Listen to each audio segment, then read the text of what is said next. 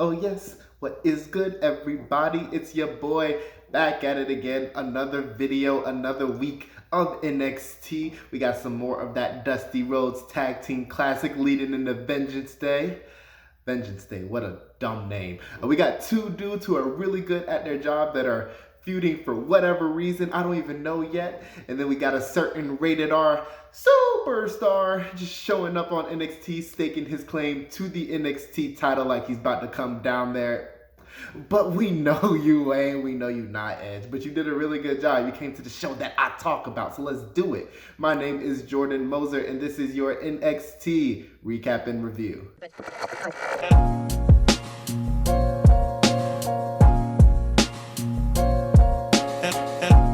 Coming up first in the night from the Women's Tag Team Classic, we got Kayden Carter and Kacy Catanzaro against Dakota Kai and Raquel Gonzalez. This was pretty solid stuff at the beginning. We see Kacy just coming out the block with the arm drag. Love to see a good arm drag. And her and Kayden Carter just really had a lot of lovely tag team combos at the beginning, which I really appreciate, really coming together as a team. And they were actually getting offense on Raquel Gonzalez. That's more than we could say for the last team, because they ain't got nothing. Like, it was 100% Raquel, like zero damage. But we do see an ugly little botch, really ugly little botch. They eventually recovered from it, but it really was a really glaring moment in the first part of the match. But Katie just comes out the blocks. She's really on fire. She hits a nice little drop kick into a splash that was in the corner. That was really lovely. And she's on the outside and eventually gets pushed into the announcer's table as we go into our commercial break. Coming back from break, and Kayden is getting that work until she is able to create separation, gets the tag to Catanzaro, and she comes in like a woman possessed. Like, honestly, she is one of the fastest women's competitors I have ever seen. Like, she is speeding in the ring. Like, that's how fast she's moving. So they eventually end up on the outside. She kind of jumps off of Raquel Gonzalez's back, climbs up the scaffold, and hits a crossbody, like from the scaffold. Rolls Kai back into the ring, only for a 2 count. She eventually hits the move, the corkscrew, Phoenix, senton, splash, double moonsault, triple crossbody. I don't exactly know what this thing is, but it looks good nonetheless. It looked a little less impressive this time. I think she landed on her feet kind of first before she hit the splash, but nice rotations nonetheless. I can't front on it. That's eventually broken up by Dakota Kai. She sends Kayden Carter to the outside and they kind of brawl out there. That allows Raquel Gonzalez to take advantage. She transitions from a powerbomb into that nice little one-arm choke slam. A 1-2-3, a win for Raquel Gonzalez and Dakota Kai. They're moving on to the finals of the Women's Dusty Rhodes Tag Team Classic. The first one, mind you, the first one coming up at TakeOver Vengeance Day. Still a dumb name, but either way, this is a nice match. Really established Kacy and Kayden as nice competitors for this women's tag team division. I hope they eventually get their due and get like a women's tag team title match or something like that, because they're really one of the actual teams in the women's division in all of WWE. So I hope they eventually get their due. But the right team won here. The star-making team won right here. Raquel and Dakota are pretty much on the rise, especially Raquel, because I don't know why she ain't got that women's title match yet. I don't know. But definitely the right team won. Really good action, really athletic action from both teams. Really appreciative. Yeah, just really good stuff. Next up, we do have a match between Austin Theory with Johnny Gargano and Leon Ruff. We do see at the beginning of this match, it's basically Austin Theory just trying to use his strength to impose on Leon Ruff, and Ruff is just using all his athleticism and his speed to avoid it at all costs, literally. He is eventually caught up. Theory hits a nice snap suplex and begins to take over for a little bit. Ruff is just throwing body shots throughout these sequences, and they don't look impressive at all, unfortunately. He's so small, I can't take his shot seriously. But he eventually does take back control and hits a nice running drop kick. It's at this point, Johnny Gargano eventually tries to get involved, and he's just hopping up on the apron trying to distract the referee, things like that. He gets decked from the apron from Ruff. He just brings Candice LeRae and Indy Hartwell out to the ring to pretty much check on them. But lest we forget, they face a certain Shotzi and Ember Moon next week. So they came out, they took the ladies away, they started brawling away. Johnny's like, "Where are you going, man? Where are you going?" He turns and faces Leon Ruff, and Leon Ruff's like, "Oh, man, oh my jaw, he hit me, ref, he hit me, a la Viva La Raza, and he gets Johnny Gargano booted from the match, so it just went one-on-one from there, but it didn't last very long. Theory and Ruff eventually end up outside the ring. Theory hits a nice back suplex on the apron, rolls him back in the ring. ATL, a 1-2-3, a win for Austin Theory of the way. He definitely needed this win because he's been needing to do something since he's come back. I'm glad he finally made an impact. After the match, he hits another ATL just to prove his dominance, you know. And he gets out the ring, he grabs the belt, looks like he's about to go hit Ruff with it in the ring, and we see Dexter Lumis show up out of nowhere and take his hair, take a little slab of his hair, and Austin just runs off. His hair, ladies and gentlemen. The match was okay. It was okay. It wasn't really much to really grow home about, but why his hair? Like, explain it to me, WWE. NXT. Explain to me why he took his hair. What's the purpose? What's it going forward? I don't know.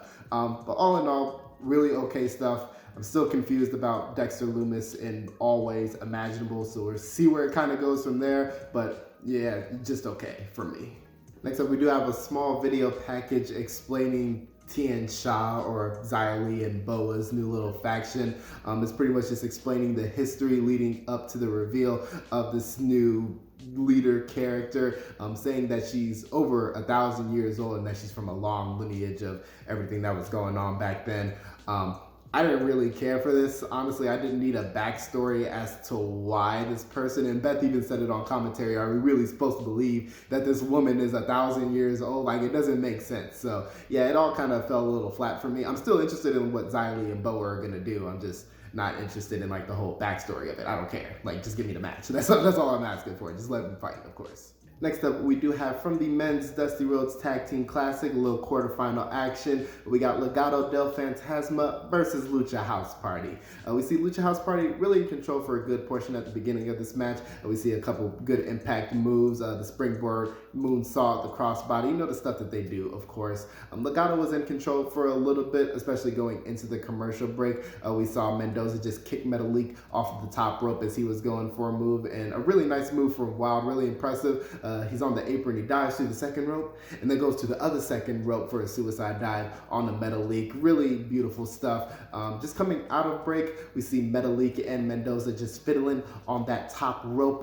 Metalik eventually hits a sunset flip, beautiful, and tags in Dorado, and he comes in like a man possessed, and this is where the spot fest ensues, because this thing broke down in a good way. This happened in a good way. We see moves just like a springboard handspring stunner onto Joaquin Wild from Dorado. We see in a weird little move, I don't know if he messed it up in any way, but a springboard double DDT to Lucha House Party, and then also just a nice little Hurricanrana to the outside for Lucha House Party as well. So this was all breaking down, all really spot heavy during the last like 5 minutes of this match. We eventually get them back in the ring, and this is where Mendoza and Wild kind of take over. They hit that nice little Russian leg sweep, kick to the face move, a 1-2-3. It is a win for Legado del Fantasma. They are moving on to take on MSK next week. And MSK actually came out after the match and did a little bit of talking. They were really fun talkers. I really liked listening to them talk. It definitely showed a lot of personality, which we don't see a lot in NXT or in WWE in general. So that was really nice.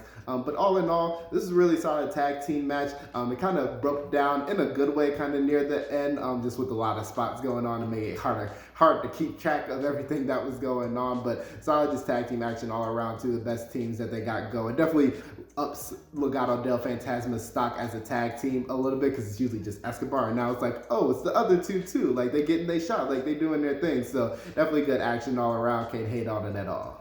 Next up, we do have the Brits collectively in the ring, and Pete Dunne is just talking about how he's just waiting for Finn Balor. He's not waiting in line. He is ready. He's coming for you, boy. Representative of last week. This brings Finn Balor out almost immediately. He comes out. He's like, hey, I see you two boys with you. Like, you can't face me like a man. You can't face me by yourself. Eventually, Oni and Danny, they do leave the ring, and Finn and Pete are kind of there just discussing their title match coming up at Vengeance Day. Vengeance Day. Yeah, so that match is confirmed for February 14th takeover coming up, so we can't wait for that. But this brings out the Rated R superstar Edge. He comes to the ring and he's pretty much just talking about how watching NXT, it's like putting the actual wrestling in the company. And he actually threw a nice little shot at WWE, said they focused on more entertainment, which I thought was pretty funny. He's talking about how NXT was really vital for him and just watching that and wanting to urge to like come back after 9 years, which just was a pretty little nice little tidbit. We see him describe him and Pete Dunne as really similar, which I can actually see a lot of pretty much. He's just talking to Finn Balor about the role that he's on as well. And he's saying, hey, whatever happens at TakeOver, don't forget your boy. Like, I'm here. I'm watching. This is very vital. I'm loving this. And then Edge just left the ring while Pete and Finn kind of faced off a little bit.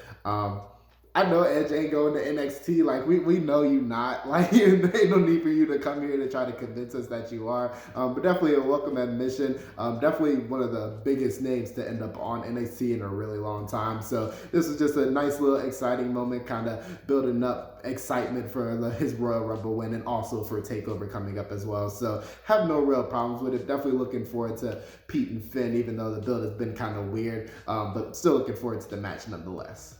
Next up, we got Johnny Gargano in a little interview. He is a joy to just watch on the mic now. His heel character has really come together, but he finds out that he's facing Kushida for the NXT North American Championship at TakeOver, and he's trying to get the interviewer fired. They go all the way to Regal's office, and Kushida's there because they're talking business. You know, they're businessmen. And then Johnny Gargano attacks, they brawl and everything like that. Kushida takes out his arm, so that just kind of ends the segment. Really basic stuff, just a nice little backstage brawl. Can't hate on it at all. I'm definitely looking forward to TakeOver. Yes. Next up, we got a match between Toni Storm and Jessi Kamea. It really meant nothing. Mercedes eventually came out like a minute and a half after the match started. She attacked, caused the DQ. Eventually, Io Shirai made her way to the ring, and as they were brawling, took them both out with a moonsault, posed, and left. This was very main roster-ish. I don't know why this happened. I guess I mean to build excitement, yes, but like I wasn't really excited about this in any way. So it didn't really help none. This felt very main roster to me, but yeah, I didn't feel anything about this. Cameron Grimes is coming back. Yes, we're going straight to the moon. I'm so excited.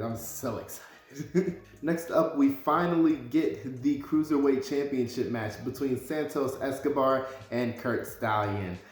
And unfortunately, it was really, really boring. I hated that it was boring because we've been waiting for this match for so long. But Escobar was pretty much in control for the whole thing. They didn't really give me a reason to care about Stallion at all leading up to this match. We eventually see Scarlett end up on the bleachers. Like, that was more interesting than what was actually happening in the ring because Escobar was in control the entire time. Stallion got a little bit of control in the latter part of the match. A nice little suicide dive, nice little splash for a 2 count. But other than that, Escobar won with the Phantom Driver and that butterfly gut buster that he's been using, but it was just long and a very boring match. I was very surprised that it was as boring as it was. We do see Karrion Kross come out after the match as Legado del Fantasma are celebrating. He takes out Mendoza and Wild, gets in the ring. Escobar doesn't look phased at all or scared at all, which is something that we rarely see when people get in the ring with Karrion Kross. So that was a nice little welcome addition, but he's like, hey, you and me, we got a problem. But I'm going to let you go for now. I'm going to give you time. Let me give you time. Tick-tock. And I was like, why are they feuding? like what was the problem? You know, he found this little card on the bag yesterday, or last week. But it's no, push start for a feud. And why are 2 heels feuding? Like, neither of them need to feud with each other. Like, it doesn't make any real sense why they're feuding. That's the thing that's got me confused. So, other than that, the match was really boring. This feud confuses me, even though I like both guys. It's just, why? What's what is the reason? So, all in all, this is just really confusing and dull to me, unfortunately. But lest we forget, something that really did excite me was Kross and Edge and their little backstage in the parking lot, and them just talking about, hey, you don't want to come back here because it'll be me taking that championship from you. And Edge is just staring dead at him. He's like, you know what? We'll see. You know, the words you're saying is kind of driving me. It's motivating me to come back here and to kick your butt. You don't want that. And I was like, ooh, I like their little feud. I probably wouldn't like the match. But the feud, that it would be really good. It would be really good. I liked what I saw there, of course. And last up in the night, we do have our main events from the Dusty Rhodes Tag Team Classic little quarterfinal action. We got the team of Tommaso Ciampa and Timothy Thatcher, TT, against Undisputed Era with Adam Cole and Roderick Strong. I was waiting for this matchup. We see at the beginning, Ciampa and Cole are going right at it. We see a nice little series of counters after Ciampa's in control for a little bit, for the most part, of that exchange. Eventually, Roddy and Thatcher come in, and they just with the grappling and the striking. I love just the dichotomy between the two matchups that they had in the ring with Ciampa and Cole, and then Roddy and Thatcher. Two very different, but all the same in one. And then we get a nice little face-off just going into the commercial break. Coming back from break, and Roddy is just getting worked over. Thatcher and Ciampa, throughout the duration of the match, and even here, they were just implementing those quick tags. Neither one were in the ring for too much amount of time until they were just like tagging out. Really nice chemistry and just working out of respect for each other, of course. We see Thatcher in the ring. Eventually, he gets a choke on Roddy and just gets him all the way up to that top rope in the corner. That's eventually transitioned into a superplex for Roddy as he kind of gains back control. Gets Cole into the match, and he comes in guns blazing. Eventually hits a couple of high impact moves on Ciampa, as that's his style, that's what he does. They eventually get double submissions on both Ciampa and Thatcher, Cole with that finger four and Roddy with that stronghold, until that's eventually just broken up between the two. Really nice spot as well later on. Ciampa and Thatcher just trading suplexes as they tag in and out of the match in a really nice move. I really like their just competitive fire still, but like working together at the same time. It really works well with those two. But we do see near the end of this match, Cole and Roddy are going for that end of heartache last shot combo. Roddy hits that end of heartache, but Thatcher, he grabs Cole's legs. He saves his friend. He saves his partner. He drags Cole out the ring, hits a couple uppercuts on him to take him out. Roddy eventually goes outside. He's like, that's my boy. I gotta go help him. And he eventually drops Thatcher on the barricade with that back suplex. Roddy tries to get back in the ring, but Ciampa's like, boy, you can't come back in here. Hits the Widow's Bell. 1, 2, 3. It is a win for Timothy Thatcher and Tommaso Ciampa. TT, baby! They are moving on. They're going on to face GYV, the Grizzled Young Veterans, next weekend. We even see GYV kind of come up on the stage and stare them down, and then they start to brawl a little bit, fighting, just getting ready for next week. We love to see it. This is an incredible main event, incredible tag team match just to close the show. These are four of the best workers in NXT in general, so this was just lovely the way that they set it up. Definitely high impact moves from both Roddy and Cole on that side, but just against the dichotomy of the teamwork that's building and burgeoning between Ciampa and Thatcher, and just their quick tags, constant chemistry, and just limb work. Like, it was a phenomenal match to watch, and I am fiending for them to go against GYV next week. Like, I am loving that. I'm gonna love to see that. But this was beautifully done stuff, wonderful main event, and a nice close to this episode of NXT. All in all, really interesting episode from NXT. There were definitely some great spots on it. I think the women's match at the beginning, especially the main event as well, just the two best matches on the card. But a little bit of stuff here felt a little off, especially since they're building the takeover. The women's little segment with the championship, it didn't really matter much to me. The Cruiserweight Championship match was a dud. I didn't really care for the video package for Tian Sha and Xia Li's little new faction. So I'm hoping it just gets better. I'm hoping next week is fantastic. It's coming to the close of the Dusty Rhodes Tag Team Classic for both the men and the women, so we'll see those kind of culminate at Vengeance Day.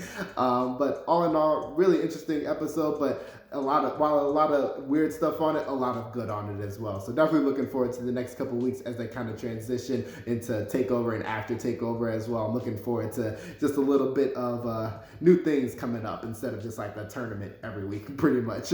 But that is going to be it from your boy. That is me. You will see new videos coming out throughout the week, so stay tuned. But y'all will catch me. I'm out. Peace. Continue to love yourself. Continue to love each other. Keep safe. Put your mask on. Everything like that. See you soon.